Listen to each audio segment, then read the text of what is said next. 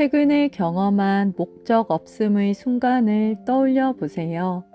이 순간을 더 큰 관점에서 바라본다면 어떤 숨겨진 목적이나 의미가 있을 수 있을까요?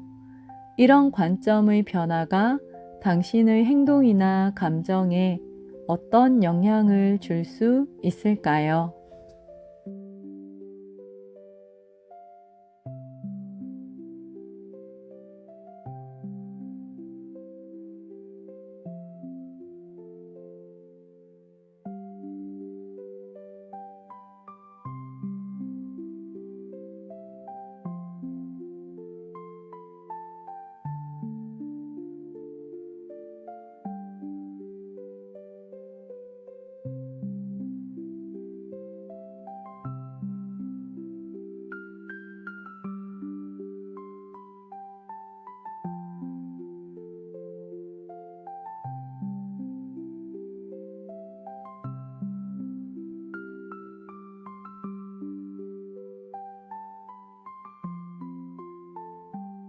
스물여덟 번째 유전자 키 목적 없음에서 불사로. 죽음을 지속적으로 받아들이는 삶을 산다는 것은 예기치 않은 위협이 계속되는 삶을 산다는 것을 의미합니다.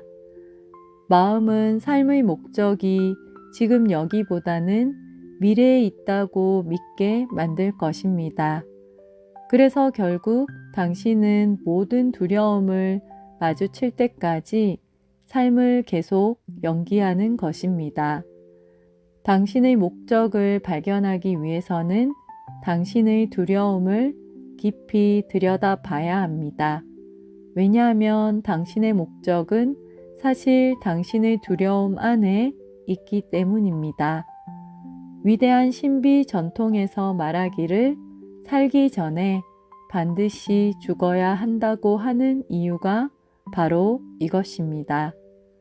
28번째 유전자 키 그림자 목적 없음. 안녕하세요. 아인입니다. 오늘은 28번째 키 4번 라인의 날입니다. 공동체와 책임을 다루는 50번째 키를 지나 죽음과 전체성을 이야기하는 28번째 키 주간입니다.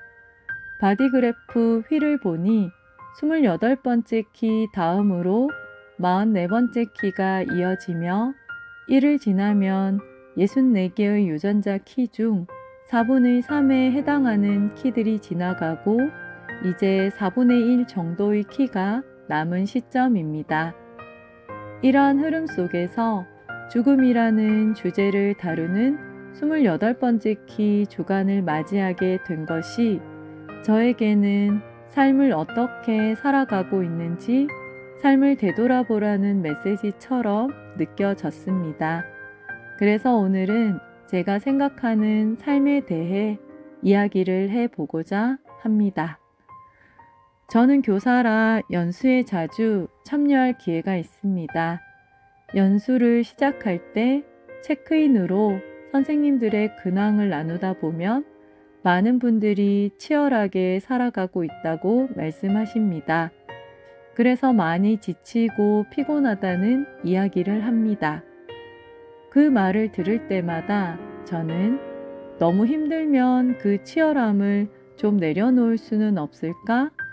힘든데도 왜 계속 치열하게 살아가는 거지? 라는 의문이 들곤 했습니다. 물론 이 물음은 제 기준에서 제 틀 안에서 바라본 것이었죠. 그리고 사실 치열하게 산다는 분들의 이야기를 들으면 그분들이 때때로 부럽기도 합니다. 왜냐하면 저는 치열함과는 다소 거리가 멀다고 스스로 생각해 왔거든요. 물론 저도 치열하게 살았던 적이 있습니다. 학창 시절에는 성적을 잘 받아 원하는 대학에 가기 위해 치열하게 공부했습니다. 하지만 성인이 된 후 제 직업은 경쟁적인 구조가 아니다 보니 크게 치열할 필요가 없었습니다. 가끔 제게 다가온 기회나 성취하고 싶은 부분에 있어서는 치열하게 임했지만 제 삶은 대체로 치열함과는 거리가 멀었습니다.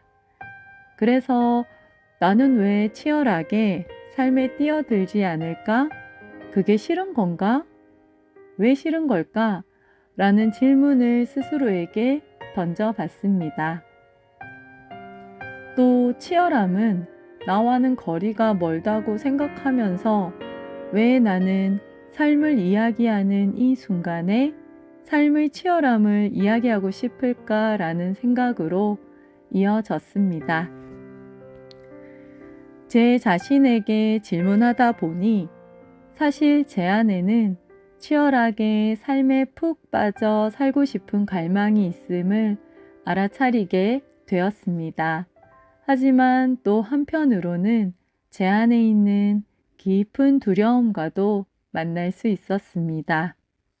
실패하면 어쩌나, 이게 확실한 것 같아서 선택한 건데 잘못된 선택을 한 거면 어쩌나, 시작하면 끝까지 해야 되는데 그러지 못하면 어쩌나 하는 걱정과 두려움에 치열하게 살지 못하고 있다는 걸 알게 되었습니다. 두려움에 잠식되어 삶에 깊게 들어가지 못하고 주변을 뱅뱅 돌면서 목적 없음의 그림자 속에서 배회하기도 했습니다. 여러분 삶 속에서의 치열함은 어떤 것인가요? 앞선 제 내면의 고백을 들여다보니 저에게 있어 치열함이란 처음엔 실패나 잘못된 선택을 피하려는 강박과 두려움처럼 느껴졌습니다.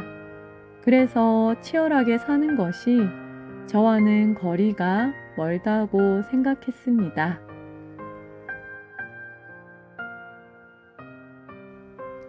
그러나 28번째 키 묵상을 하면서 저는 치열하게 산다는 것이 단지 경쟁이나 성취에 국한된 것이 아니라 제가 진정으로 중요하게 여기는 가치에 대한 몰입, 그리고 그것에 대한 지속성, 인내, 내면의 진실로 다가오네요. 그러고 보니 사실 저는 제 나름의 방식으로 계속 치열하게 살아오고 있었다는 생각이 듭니다. 물론 때로는 속도의 차이, 방향성에서의 방황, 혹은 슬럼프가 때때로 있었을지라도 말이죠. 최근 가을날 학교 교정을 걷다가 상수리 나무를 바라보았습니다. 저희 학교에는 커다란 상수리 나무 8그루가 운동장에 심어져 있는데요. 그 나무의 나뭇가지에 달린 잎들과 운동장 바닥에 떨어져 있는 낙엽들을 보면서 문득 가을 낙엽처럼 살면 되겠구나 라는 생각이 들었습니다. 낙엽은 나무에서 떨어질 때 저항하지 않고 자신이 맡은 역할을 다한 후 자연스럽게 떨어집니다. 낙엽이 자신의 역할을 다하고 떨어지듯 우리의 삶도 매 순간 목적이 있고 그 끝마저 자연스러운 과정임을 깨닫는 것. 이것이 전체성이 아닐까 생각했습니다. 낙엽은 봄과 여름 동안 나무의 일부로서 나무가 자라도록 돕고 햇빛을 받아들여 에너지를 만듭니다. 그러다가 때가 되어 자연스럽게 떨어져 흙으로 돌아가며 새로운 생명의 자양분이 되죠. 마찬가지로 죽음은 끝이 아니라 새로운 시작을 위한 필수적인 과정입니다. 우리의 죽음도 새로운 생명의 일부가 되고 생명은 끝없이 순환하며 이어집니다. 생의 마지막에 다다르면 자연스럽게 죽음을 맞이하고 그 죽음은 또 다음 삶을 위한 준비 과정이 됩니다.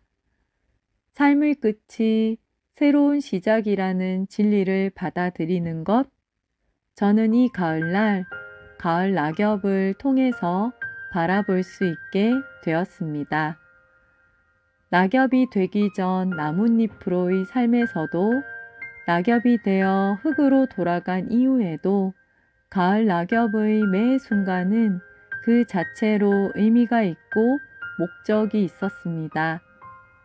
우리도 삶의 모든 순간을 의미 있게 받아들이고 생의 끝에서 그 끝마저 자연스럽게 받아들일 수 있다면 잘 살았다라고 말할 수 있을 것 같습니다.